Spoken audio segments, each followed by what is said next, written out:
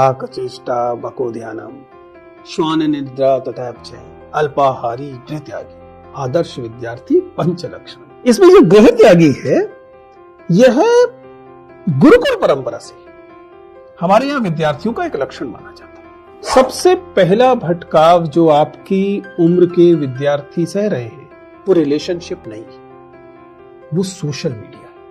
जब आप बहुत बड़ा बोझा लाद कर, जिसे हम तपस्या कह रहे हैं, मैं ना इधर देखूंगा ना उधर देखूंगा, ना मैं इससे बात करूंगा ना मैं वो काम करूंगा, but I know from my experience that this is the real distraction everybody is facing without realizing that it is a distraction. नमस्ते दोस्तों, प्लीज सिट डाउन में आपका स्वागत है। आज हम एक इंटरेस्टिंग रोचक चीज पर बातचीत करने वाले हैं। मेरे पास जब मैं अलग अलग कैंपसेस में होता हूँ या आप लोगों के संदेश मेरे पास इंस्टाग्राम या फेसबुक या दूसरे सोशल मीडिया प्लेटफॉर्म्स पर डीएम के तौर पर आते हैं, पर्सनल मैसेजेस के तौर पर आते हैं। उसमें विद्यार्थी अक्सर उन चीज़ों की एक सूची सी बताते हैं कि सर मैं पढ़ना तो चाह रहा हूँ या चाह रही हूँ, लेकिन अमुक चीज़ के कारण मेरी तैयारी पूरी तरीके से नहीं हो रही। ऐसे अनुरोध भी आए कि सर पढ़ने के रास्ते में जो जो बाधाएं या व्यवधान होते हैं उन्हें कैसे हैंडल किया जाए, इस पर थोड़ा सा एक वीडियो बनाया जाए। देखिए, मैं एक शिक्षक हूँ और खुलकर अपने विद्यार्थियों से बात करना चाहता हूँ, करूँगा अभी। हालांकि बिल्कुल क्लियर बात समझेंगे कि मैं एक कोई रिलेशनशिप कोच नहीं हूँ। रिलेशनशिप का नाम मैंने इसलिए लिया क्योंकि बहुत सारे विद्यार्थियों ने जो डिस्ट्रैक्शन मेंशन किया है अपनी पढ़ाई के रास्ते में या अपनी तैयारी के रास्ते में, उसमें बहुत सारे विद्यार्थियों ने बॉयफ्रेंड गर्लफ्रेंड का नाम लिया है कि उनकी इन रिलेशनशिप की जटिलताओं के कारण वे पूरी ताकत से, पूरी क्षमता से पढ़ नहीं पा रहे। आपकी उम्र में समझ में आने वाली बात है, पर मुझे लगा कि केवल रिलेशनशिप ही क्यों, जरा समझते हैं कि आज के विद्यार्थियों के पास क्या डिस्ट्रैक्शंस हैं। उनका एक छोटा सा विश्लेषण हम लोग इस वीडियो में करने वाले हैं और हम ये दावा भी नहीं कर रहे कि इसका पूरा समाधान देने वाले हैं। शायद इसके लिए फिर से एक वीडियो की जरूरत पड़ेगी, लेकिन कुछ महत्वपूर्ण जो डिस्ट्रैक्शंस मैंने महसूस किए हैं विद्यार्थियों से पिछले 20 साल की बातचीत में, उन पर मैं आपसे चर्चा करना चाहता हूं। यह इस लिहाज से भी जरूरी है क्योंकि बहुत बार ऐसा हुआ है कि हमने किसी कैंडिडेट का इंटरव्यू लिया जो अपने 4th अटेम्प्ट में है, 5th अटेम्प्ट में है, और उससे जब हम पूछते हैं कि पिछले अटेम्प्ट में सिलेक्शन क्यों नहीं हो पाया, तो वे अक्सर इनमें से कुछ चीजों को गिनाते हैं कि सर ये समस्या थी। तो मुझे लगा कि क्यों ना विद्यार्थियों को, खासतौर से उन विद्यार्थियों को जो अभी अपनी तैयारी के शुरुआती चरण में हैं, जो अभी अपने घर से ही तैयारी कर रहे हैं या अभी हाल फिलहाल में दिल्ली या किसी बड़े शहर पहुंचे हैं जहां तैयारी करेंगे, तो क्यों ना उनसे बातचीत शुरुआत में उनको ये आगाह किया जाए कि ये डिस्ट्रैक्शंस होते हैं और इन्हें कैसे हैंडल किया जा सकता है। बल्कि कैसे हैंडल किया जा सकता है भी बाद में आएगा, पहले पहचान लें कि क्या क्या डिस्ट्रैक्शंस है, ताकि आपको पता हो कि वे कौन से व्यवधान हैं जो आपकी तैयारी को थोड़ा बहुत प्रभावित कर सकते हैं। देखिए, हालांकि इस सबसे पहले एक बहुत अहम बात यह है कि प्लीज अपनी जिंदगी को सहजता से लें। ये एक मोटिवेशनल स्पीकर जब स्टेज पे खड़े होते हैं और उनको जिसे महफिल लूटनी होती है उसके लिए कहते हैं तो कहते हैं, लेकिन ये कोई सच बात नहीं है कि तैयारी कोई तपस्या है। अब यूं तपस्या अपने आप में भी आपत्तिजनक सही शब्द मुझे दिखाई देता है, लेकिन उसको छोड़ देते हैं। कहने का अर्थ यह है कि आपको जिंदगी को सहजता से जीना है। तैयारी आपकी जिंदगी में आया एक चरण है और इसका मतलब ये कतई नहीं है, बिल्कुल नहीं है कि आपको अपनी आंख कान बंद करके जिंदगी जीनी है, क्योंकि सहजता की एक विशेषता यह भी है कि जब आप सहज जिंदगी जी रहे होते हैं तब आपकी एफिशिएंसी बढ़ती है। जब आप बहुत बड़ा बोझा लाद कर, जिसे हम तपस्या कह रहे हैं, मैं ना इधर देखूंगा ना उधर देखूंगा, ना मैं इससे बात करूंगा ना मैं वो काम करूंगा, जब आप इस वाले बोझे के साथ होते हैं तो हो सकता है कि आप समय ज्यादा दे रहे हो तैयारी को, लेकिन उसकी एफिशिएंसी कम हो जाती है, उसका उसका उससे निकलने वाला आउटकम कम हो जाता है, क्योंकि सहज मनुष्य सबसे ज्यादा एफिशिएंट होता है। उस समय कोई अतिरिक्त मानसिक दबाव नहीं होता, मानसिक बोझा नहीं होता। बट एनीवे, वापस चलते हैं। हम ये समझने की कोशिश कर रहे हैं कि एस्पिरेंट्स की जिंदगी में प्राइमरीली क्या क्या डिस्ट्रैक्शंस हैं, उनके व्यवधान हैं, उनके भटकाव हैं। मैंने पहले भी कहा है, दोबारा दोहरा रहा हूं, सबसे पहला भटकाव जो आपकी उम्र के विद्यार्थी सह रहे हैं वो रिलेशनशिप नहीं है, वो सोशल मीडिया है। सोशल मीडिया जिस पैमाने पर आपसे समय मांग रहा है और समय से भी ज्यादा आपसे अटेंशन मांग रहा है, आपका फेसबुक, आपका इंस्टाग्राम, आपका ट्विटर, आपका अन्य कोई सोशल मीडिया प्लेटफॉर्म्स, वो आपकी काफी ऊर्जा को सक कर ले रहा है, चूस ले रहा है। ये समय की दृष्टि से हो रहा है, लेकिन ये केवल समय की दृष्टि से नहीं हो रहा है, एक और भिन्न तरीके से हो रहा है। सोशल मीडिया आपके अटेंशन स्पैन को कम कर रहा है, क्योंकि सोशल मीडिया में आप कितना, सामान्यतः आप लॉन्ग फॉर्मेट वीडियोस कम देख रहे हैं। आप देख रहे हैं इंस्टाग्राम के रील्स, आप देख रहे हैं शॉर्ट्स, आप देख रहे हैं जिन जो छोटी अटेंशन 1 मिनट 90 सेकंड वाली जो चीजें हैं उन्हें, और इस कारण आपकी ये जो पचाने की जो क्षमता है वो धीरे धीरे कम होती जा रही है। आप 90 सेकंड वाले फॉर्मेट के साथ ही सहज है। जैसे आपको अपनी अटेंशन 8 मिनट की, 10 मिनट की, 15 मिनट की या 1 घंटे की चाहिए होती है, आपको उसमें चुनौतियां महसूस होने लगती है। तो 2 तरीके से सोशल मीडिया एक बड़ी डिस्ट्रैक्शन है आपको। पहला, यह आपका समय ले रहा है, गैर अनुपातिक तौर पर ले रहा है, इससे जितना लाभ हो रहा है उससे ज्यादा समय ले रहा है। और दूसरा, यह आपसे आपकी अटेंशन स्पैन को कम कर दे रहा है, जिससे आपकी पढ़ाई लिखाई से जो आपको क्षमता जो मिलना चाहिए था, जिस किस्म का आपको पढ़ाई लिखाई से आउटपुट मिलना चाहिए था, वो थोड़ा कम मिल पा रहा है।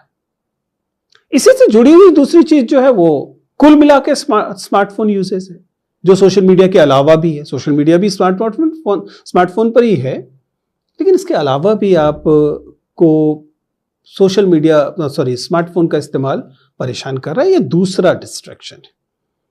मैंने आपको एक वीडियो में बताया था कि जब हम उन एस्पिरेंट से बात कर रहे थे, जो एस्पिरेंट्स लगभग चयन के लिए सक्षम लोगों में से थे, एक स्कीम के तहत हम उनसे बातचीत कर रहे थे, और उन तमाम विद्यार्थियों ने बताया कि स्मार्टफोन उनका सबसे बड़ा डिस्ट्रैक्शन है।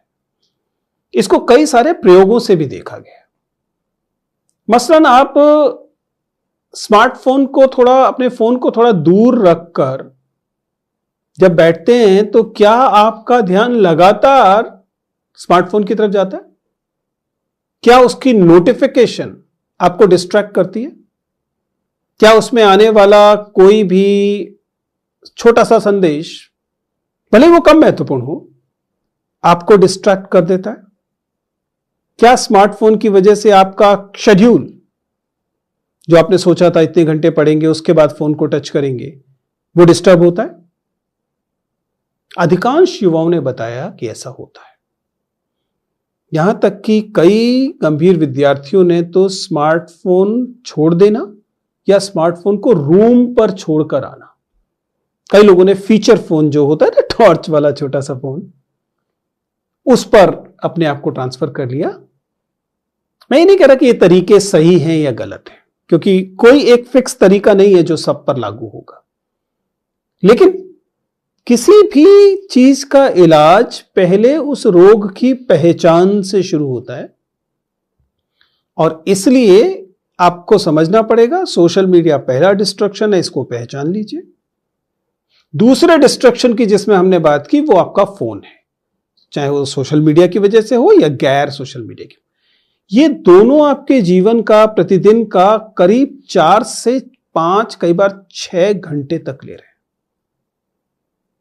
आपके पास इफेक्टिवली दिन में 14 घंटे 15 घंटे से ज्यादा नहीं हो सकते, क्योंकि बाकी समय आप आराम करेंगे, कुछ सामान्य कामकाज में लगाएंगे, और उसी में से आपको अपनी पढ़ाई के लिए समय निकालना है, अपने दूसरे कामों के लिए समय निकालना है।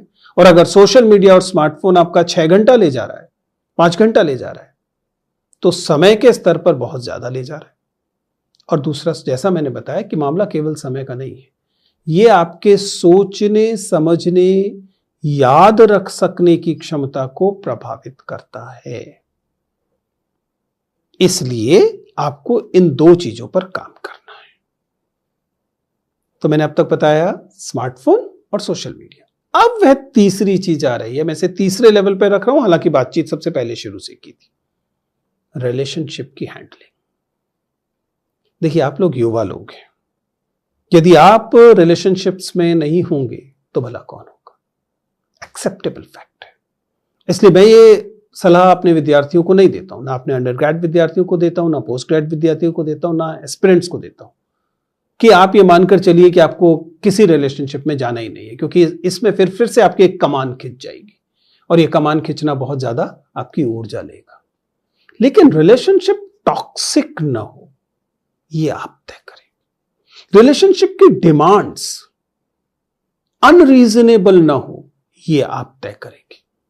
और आपके रिलेशनशिप हेल्दी रिलेशनशिप्स हों, वो एसेंशियली जब आप रिलेशनशिप्स में जाते हैं, और रिलेशनशिप में जाने की सैकड़ों वजहें होती हैं। उम्र एक वजह है, आपकी जो भौतिक जरूरतें हैं वो दूसरी वजह है, आपकी इमोशनल नीड्स तीसरी वजह है, आपको एक सपोर्ट की जरूरत पड़ती है चौथी वजह है, आप पर एक सोशल प्रेशर होता है कि आपके पास ऐसे साथी हों जिन्हें आप बॉयफ्रेंड या गर्लफ्रेंड कहते हैं। ये भी समझ में आने वाली बात है। इसलिए मैं ये नहीं कह रहा कि रिलेशनशिप्स में जाना नहीं, लेकिन रिलेशनशिप को टॉक्सिक नहीं होने देना है। आपके रिलेशनशिप की मांगे अनरीजनेबल न हो, वो आपकी आजादी को पूरी तरह से खत्म न करती हो, वो आपकी पढ़ाई और आपके लक्ष्य को बिल्कुल पूरी तरह से तोड़ न देती हो, यह सुनिश्चित करना आपकी जिम्मेदारी है। और कई बार एक न 1000 रोगों को दूर करती है। इसलिए रिलेशनशिप्स में जाना और जरूरत पड़ने पर उससे बाहर निकलना, यह आपकी उम्र की इस तैयारी के समय की अनिवार्यताओं में से है।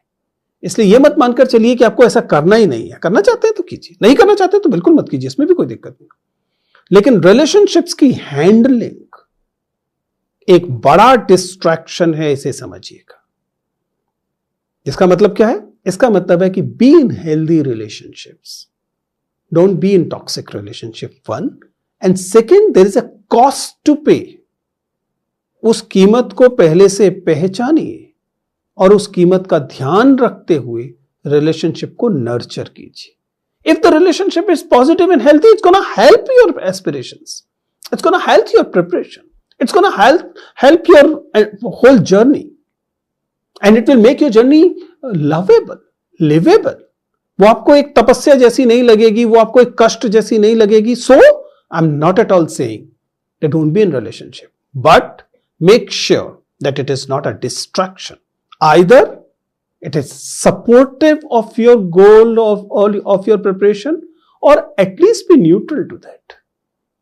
There should not be an additional effort जिसकी वजह से आपके दिमाग का एक बहुत बड़ा हिस्सा उस तरफ जा रहा हो, आपकी सहजता बाधित हो रही। तो रिलेशनशिप एक इंपॉर्टेंट फैक्टर है। आप चाहेंगे तो इस पर हम बाद में एक विस्तार से कभी वीडियो भी बनाएंगे, लेकिन हाँ, रिलेशनशिप को एक डिस्ट्रैक्शन की तरह पहचानना, कम से कम पॉसिबल डिस्ट्रैक्शन की तरह, पोटेंशियल डिस्ट्रैक्शन की तरह जरूरी है। इसका मतलब यह कतई नहीं है कि रिलेशनशिप हमेशा डिस्ट्रैक्टिंग ही होंगी। कई बार they help you to focus, so which is good. Coming to the next aspect, अब वे चीजें आ रही हैं जो कि थोड़ी सी टेक्निकल होती जाएंगी। इनमें से बहुत सारी चीजें मेरे अनुभव से निकली हुई चीजें हैं, जरूरी नहीं है कि आप इससे सहमत हो, इसलिए आप उसका मूल्यांकन कर सकते हैं। जैसे मसलन एक चीज है कि आप एक बड़ा डिस्ट्रैक्शन जो है वो, जिसे हम कोचिंग मेंटरिंग कहते हैं, उसकी अधिकता भी है। अगर मान लीजिए आप एक दिन भर के वही 12-14 घंटे जो आपके पास हैं, उसमें से 6, 7, 8 घंटे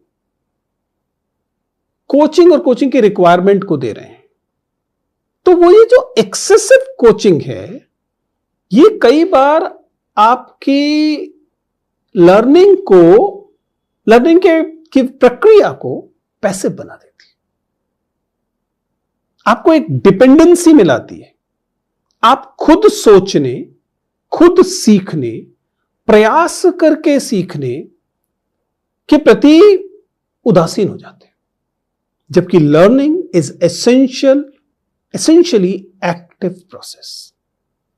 पैसिव लर्निंग एक तो कम मात्रा में होती है और दूसरा बहुत जल्दी डिसिपेट हो जाती है, स्टे नहीं करती, रुकती नहीं। तो आप लगातार क्लास कर रहे हैं, आप सुन रहे हैं, आपको पूरा यकीन है कि आप सीख रहे हैं, आप कभी कभी नोट्स भी ले रहे हैं, लेकिन सच्चाई यह है कि रजिस्टर कम हो रहा है, क्योंकि पैसिव लर्निंग की लिमिटेशन है। अटेंशन की भी लिमिटेशन है, रिटेंशन की भी लिमिटेशन। आपका दिमाग किस पर ध्यान दे सकता है और कितना याद रख सकता है, यह पैसिव लर्निंग में कम होता है। जब आप एक 500 विद्यार्थियों, 800 विद्यार्थियों या 400 विद्यार्थियों की क्लास में बैठे हैं, तब आप एक कुर्सी भर हैं, उतना ही सीख रहे हैं जितना कुर्सी सीख रही है, क्योंकि आपने उसके लिए एडिशनल एफर्ट नहीं दिया। कभी कभी आप जब नोट्स लेते हैं तो एडिशनल एफर्ट की वजह से कुछ रिटेंशन बढ़ता है। तो make sure that your learning is active learning and not passive learning, and the excessive coaching is not forcing dependency in you, this because that is another distraction. यह आप में आत्मविश्वास को भी बहुत गिरा देता है। आपको लगता है कि आपने 4 घंटे की क्लास की, गलतफहमी हो गई कि आपने उसे सीख लिया, लेकिन सच्चाई में कुछ रिटेंशन हुआ नहीं, कुछ समझ में आया नहीं, वो एक डिस्ट्रैक्शन हुआ। बाद में आपका आत्मविश्वास और कम हो गया कि इसका मतलब 4 घंटे में मैं कुछ सीख ही नहीं पाता हूं। इसलिए don't get into this excessive coaching thing. जितना जरूरी है केवल उतना शामिल होइए और एक्टिव लर्निंग को अपनी डेली एक्सरसाइज बनाइए। कुछ हिस्सा जरूर रखिए जिस समय आप इंडिपेंडेंटली लर्न कर रहे होंगे। आप केवल कोचिंग और वीडियोस और उसके भरोसे नहीं होंगे, आप जिसे हम रिसर्च माइंडसेट कहते हैं, उससे ओरिजिनल टेक्स्ट को पढ़ रहे होंगे। केवल नोट्स के भरोसे और केवल क्लासेस के भरोसे नहीं होंगे। You will actually be learning, because ये आपके मस्तिष्क को ट्रेन करता है एक्टिव लर्निंग के लिए। ये इंपॉर्टेंट है।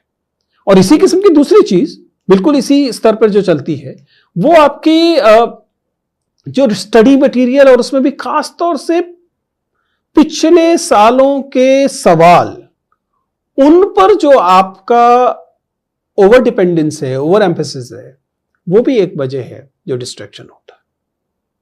मैं ये नहीं कह रहा कि पैटर्न्स को जानना अच्छा नहीं है, ट्रेंड्स को जानना अच्छा नहीं है, देखना चाहिए क्या सवाल पूछे जाते हैं, लेकिन केवल उन सवालों और उन्हीं के नोट्स बनाने के आधार पर आप ये माने कि आपकी तैयारी हो रही है, ये अपने आप में एक डिस्ट्रैक्टिंग चीज है, क्योंकि everybody is doing it. You need to know what last years questions were, but only once और ट्वाइस। ओवरऑल आपका जो फोकस है वो रियल, जैसा मैंने कहा, एक्टिव लर्निंग पर होना चाहिए। एक आध बार पुराने कोर्सेज किए जा सकते हैं, पुराने क्वेश्चंस किए जा सकते हैं, लेकिन वो सब्स्टिट्यूट नहीं है आपकी कोर लर्निंग का। कभी कभी काउंटर प्रोडक्टिव होते हैं। इसलिए ओवर डिपेंडेंस, ओवर एम्फेसिस मत रखिए प्रीवियस ईयर पेपर्स पर। एक बार देखिए, 2 बार देखिए, काफी है। तो ये एक अलग डिस्ट्रैक्शन हुआ था। कुल मिलाकर अब तक के वीडियो में हमने जो बातें की है, मैं फिर से याद दिला रहा हूं। हम ये समझने की कोशिश कर रहे हैं कि आपकी उम्र के विद्यार्थियों को जो सीखना चाहते हैं, किसी कॉम्पिटिटिव एग्जाम के लिए सीखना चाहते हैं, या अन्यथा अपनी उम्र के हिसाब से जो उनकी डिग्रियां हैं उनके लिए पढ़ना चाहते हैं, उनके डिस्ट्रैक्शंस क्या हैं। हमने डिस्ट्रैक्शंस में समझा कि सोशल मीडिया एक डिस्ट्रैक्शन है। हमने डिस्ट्रैक्शंस में ये समझने की कोशिश की कि कैसे आपका फोन एक डिस्ट्रैक्शन है। हमने समझा कि कैसे रिलेशनशिप अपने आप में एक डिस्ट्रैक्शन है, एक्सेसिव कोचिंग एक डिस्ट्रैक्शन है, और ऐसे स्टडी मटेरियल और जो प्रीवियस ईयर पेपर्स हैं उन पर एम्फेसिस, ओवर एम्फेसिस, ये भी एक डिस्ट्रैक्शन है। इसी क्रम में एक ऐसा डिस्ट्रैक्शन जिस पर मैंने पहले चूंकि पूरा वीडियो बनाया है और आपसे रिक्वेस्ट है कि उस पूरे वीडियो को देख लें, लेकिन उसे मेंशन करना यहां पर जरूरी है, वो है पीयर प्रेशर और कंपैरिजन। हमने पूरा वीडियो इस पे बनाया है, पीयर कंपैरिजन पे, उसे देखिएगा। लेकिन ध्यान रखिए, ये एक अहम डिस्ट्रैक्शन है जब आप लगातार अपनी प्रोग्रेस को अन्य लोगों की प्रोग्रेस के साथ तुलनात्मक नजरिए से देखते हैं और बार बार आप अपने अंदर एंजाइटी और सेल्फ डाउट को भरते फिरते। नुकसान होता है इससे, स्वाभाविक है कि होगा। आपको बार बार लगेगा कि मैं या तो कम पढ़ रहा हूं या कम सीख रहा हूं या मेरी आउटकम कम है, और इस तरीके से आप लगातार खुद के प्रति संदेह में भर जाएंगे। तो कभी कभी आप एकाध तुलना कर सकते हैं, लेकिन सामान्यतः आपको पीयर प्रेशर और पीयर कंपैरिजन, इन दो चीजों से डेफिनेटली बचना है। ये एक अन्य डिस्ट्रैक्शन था। अब केवल दो महत्वपूर्ण डिस्ट्रैक्शन बचे हैं जिन पर मैं आज की इस बातचीत पे चर्चा करूंगा। और भी डिस्ट्रैक्शंस हैं जिन पर हम कभी भविष्य में चर्चा कर सकते हैं। मैंने अभी तक इनमें से सभी डिस्ट्रैक्शंस को कैसे हैंडल करना है ये नहीं बताया। वो एक अलग डिमांड करता है, एक अलग विस्तार से चर्चा की डिमांड करता है। मसलन रिलेशनशिप, जैसा मैंने कहा कि वो एक ऐसा मुद्दा है जिस पर लगातार चर्चा की जरूरत है, क्योंकि आपकी उम्र में रिलेशनशिप इतना अधिक समय, ऊर्जा और ध्यान, अटेंशन ले रहे हैं कि वो आपको अपने जो मुख्य काम है उससे कई बार भटका दे रहे हैं। तो उनको कैसे हैंडल किया जाए उस पर शायद अलग से सलाह देने की जरूरत है। मैं ये दावा भी नहीं करता कि मैं उसके लिए सबसे सही व्यक्ति हूं, लेकिन कम से कम आप उसे पहचाने तो सही, इसलिए यह वीडियो बनाया गया।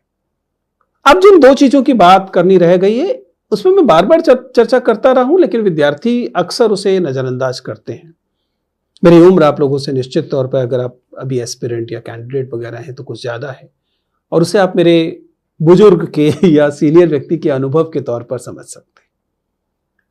दोस्तों, ये जो काम आप करते हैं, तैयारी का, पढ़ाई का, अपनी जिस भी उद्देश्य के साथ आप लगे हुए हैं, इसकी एक कीमत आपका स्वास्थ्य अदा करता है।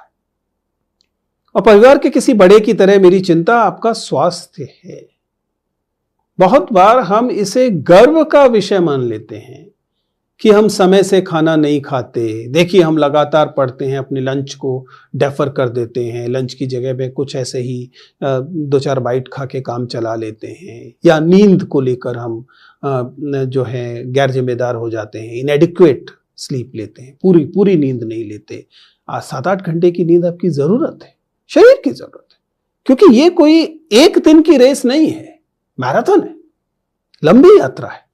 इसलिए आपकी डाइट ठीक हो, आप ठीक ठाक नींद लेते हो, व्यायाम करते हो, ये बहुत जरूरी चीज है, आपकी तैयारी के लिए जरूरी है। इनके साथ समझौता करके आप मूलतः अपनी प्रोडक्टिविटी कम करते हैं, अपना फोकस कम करते हैं, अपनी तैयारी की समझ कम करते हैं। आप तो कीमत क्या चुका रहे हैं? वही जिसकी वजह से आपका दावा है कि आप इन चीजों को करते हैं। और ये तो फिजिकल हेल्थ की बात थी, इसी तरह से मेंटल हेल्थ की भी बात है। तो प्लीज अपने हेल्थ इश्यूज को नेग्लेक्ट मत कीजिए, क्योंकि अगर आप मुखर्जी नगर या करोलबाग की गलियों में जाएं और कुछ पुराने एस्पिरेंट्स को पकड़कर पूछें और जानने की कोशिश करें कि सबसे बड़े नुकसान आपको किन मुद्दे पर होते हुए दिखाई दिए हैं, तो आपको पता लगेगा कि हेल्थ की वजह से बहुत लोगों को अपने अटेम्प्ट छोड़नी पड़ती है, या असफल हो जाते हैं, या लास्ट मोमेंट पर तैयारी कर रहे होते हैं पूरे साल, फिर अपीयर नहीं होते, उनको लगता है अटेम्प्ट वेस्ट होगा। क्यों? क्योंकि उन्होंने अपनी हेल्थ का ध्यान पर्याप्त मात्रा में नहीं रखा होता है। तो समझिए, जैसे आपके माता पिता या आपका बड़ा भाई आपको समझाए, वैसे ही मैं समझा रहा हूं। हेल्थ का ध्यान रखिए, क्योंकि हेल्थ इश्यूज एक सबसे बड़े डिस्ट्रैक्शन में से हैं एस्पिरेंट्स के लिए। And the final one, last one, I don't have any suggestion for that, but I know from my experience that this is the real distraction everybody is facing, and without realizing that it is a distraction, and that is the family and the social obligation. Family के संदर्भ में घर से रोजाना phone आ रहा है, घर से रोजाना बातचीत हो रही है, कभी आपको किसी त्योहार के लिए, कभी किसी को शादी के लिए, कभी ऐसे ही मिलने के लिए आप पर दबाव है कि आप आ जाइए, और आप नहीं आते हैं तो फिर वो लड़ाई झगड़ा होता है। या मान लीजिए घर में कोई इशू चल रहा है, घर में कोई तनाव चल रहा है, कोई आर्थिक सामाजिक किस्म की परेशानी चल रही है, घर में किसी किस्म की बीमारी चल रही है, तमाम चीजें हैं, ये सब आपको ऑक्यूपाई रखते हैं। आपको रोजाना ये जरूरत महसूस होती है कि फोन किया जाए, बात की जाए, जरूरत हो तो चला जाए, वहां पहुंच जाएं, या उनको यकीन दिलाएं कि नहीं नहीं आप काम ठीक से कर रहे हैं। ये जो फैमिली ऑब्लिगेशंस हैं, अब इसका कुछ किया जा सकता है कि नहीं, इसका दावा मैं नहीं कर सकता, पर मुझे याद है कि जब आदर्श विद्यार्थी पंचलक्षणम बताए जाते थे कि कैसे बको ध्यानम, श्वान निद्रा तथैवच अल्पाहारी गृह त्यागी। मुझे उम्मीद है कि आपको याद होगा, काक चेष्टा बको ध्यानम, श्वान निद्रा तथैवच अल्पाहारी गृह त्यागी, आदर्श विद्यार्थी पंचलक्षणम। इसमें जो गृह त्यागी है, यह गुरुकुल परंपरा से हमारे यहां विद्यार्थियों का एक लक्षण माना जाता है। जो आपका समय है, तैयारी का समय, आपकी पढ़ाई का समय, उस समय आपको अपनी घरेलू जो आपकी जिम्मेदारियां हैं उनसे खुद को थोड़ा इंसुलेट करना आना चाहिए। मैं ये नहीं कह रहा कि अपनी जिम्मेदारियां बिल्कुल मत लीजिए, जो आपकी जिम्मेदारियां हैं वो आपको लेनी पड़ती हैं, लेकिन उसमें ओवर इंडल्जेंस से अगर थोड़ा सा बचेंगे तब आपके लिए ये डिस्ट्रैक्शंस थोड़े से कम हो जाएंगे। अदरवाइज परिवार और घरेलू मामले, रिश्तेदारियां, ये तो जीवन पर्यंत चलने वाली चीज है। उसे आप ऐसा नहीं कर सकते कि आप उसको आज 1 घंटा फालतू दे दें तो इससे आपकी मांग कम हो जाएगी, इससे उल्टा आपकी मांग बढ़ जाएगी। कल आपको 1.5 घंटा देना पड़ेगा, अगले दिन हो सकता है आपको 2 घंटा देने पड़े। तो आपको इसको थोड़ा सा ध्यान रखना पड़ेगा। इसी तरह से अन्य सोशल ऑब्लिगेशंस की बात है। आज दोस्त का बर्थडे है, आज किसी के यहाँ कोई और दूसरी वाली पार्टी है, आज कोई कॉलेज की छोटी सी पार्टी है, और आज क्लबिंग करनी है, और आज ये सब जो सोशल ऑब्लिगेशंस हैं, इसको थोड़ा सा राशनिंग करने की कोशिश कीजिए, क्योंकि ये भी एक बड़ा डिस्ट्रैक्शन होती है। ये केवल उतना समय नहीं लेती जितने समय में आप गए हैं, ये उस समय से पहले और समय के बाद दोनों चीज लेती है, और आपकी स्मृति का एक हिस्सा लेती है, आपकी मेमोरी का एक हिस्सा लेती है। तो इसको थोड़ा राशन करने की जरूरत है। मैं ये नहीं कह रहा कि बिल्कुल छोड़ दीजिए, लेकिन थोड़ी सी राशनिंग करने की जरूरत है। ये एक अन्य डिस्ट्रैक्शन था, क्योंकि इसकी वजह से भी आपकी तैयारियां प्रभावित होती हैं। तो ये कुल मिलाकर एक मोटी सी सूची भर थी, जिसे मैं आपके सामने रखना चाहता था कि इतने अनुभव ने मुझे यह बताया है कि या तो विद्यार्थियों के पास ये बहाने के रूप में या वास्तविक बाधा के तौर पर होती हैं ये चीजें, जिनकी वजह से उनका जो मूल काम है उसकी दक्षता प्रभावित हो रही होती है। अगर आप इनको पहले से ध्यान रखेंगे तो आपको पता होगा कि ये समस्याएं आने वाली हैं। आपके पास एक स्ट्रेटेजी होगी कि इन समस्याओं को कैसे हैंडल किया जाना है, और अगर आप हैंडल नहीं कर पा रहे होंगे तब आपको पता होगा कि यह मामला मेरे हैंडल किए जा सकने की क्षमता से थोड़ा परे जा रहा है, इसलिए चलिए इसमें कोई हेल्प ले लेते हैं, किसी प्रोफेशनल हेल्प को ले लेते हैं, किसी सीनियर से बात कर लेते हैं, किसी पेरेंट से बात कर लेते हैं, या किसी मेंटर से बात कर लेते हैं, ताकि कोई पद्धति निकले जिससे कि इसे हम हैंडल कर सकें। क्योंकि ये डिस्ट्रैक्शन अगर आपकी 3 साल की, 3.5 साल की, 2.5 साल की तैयारी का आपका इरादा है, तो उसमें आपको परेशान करने के लिए, भटकाव के लिए उपस्थित तो होंगे ही, आपके रोकने से गायब नहीं होंगे, खुद के कमान खींच लेने से भी गायब नहीं होंगे। आपके पास एकदम तय रणनीति होनी जरूरी है। तो दोस्तों, ये वो चीजें थी जिन पे मैं आज आपसे चर्चा करना चाह रहा था। यदि आप इनमें से किसी स्पेसिफिक चीज को लेकर ज्यादा परेशान हैं, तो मेरा रिक्वेस्ट है कि आप इसे कमेंट बॉक्स में लिखें। मैं कोशिश करूंगा कि उनका उत्तर दे सकूं, या यदि आवश्यकता हो तो उन पर अलग से एक वीडियो बना सके। शुक्रिया।